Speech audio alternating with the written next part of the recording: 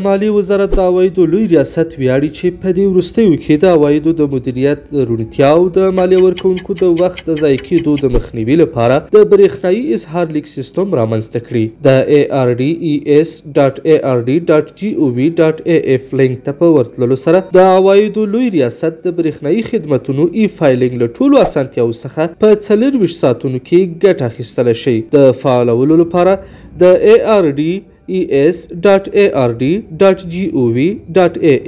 لینک ته سر ورښکاره کړئ. د پاڼې په لاندنۍ برخه کې راجستر از ا نیو یوزر کلیک کړئ.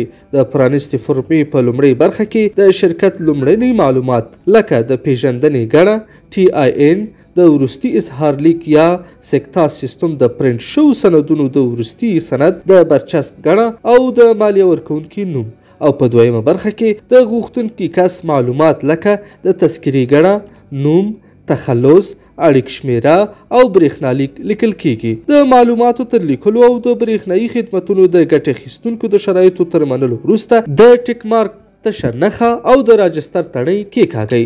تر ثبت وروسته پټ نوم یا پاسورډ ستاسو هغه برېښنالیک ته استول کیږي چې د عوایدو لوی ریاست سره ثبت او راجستر دی. هغه مالیه ورکوونکي چې برېښنالیک کې ثبت نه وي د دغې سیستم څخه د ګټې اخیستنې لپاره دی د خپلې اړوندې مالیاتي ادارې د دوسیې مسؤل یا کیس منیجر ته ورشي او په مالیاتي سیستم کې دی خپل برېښنالیک ثبت کړي.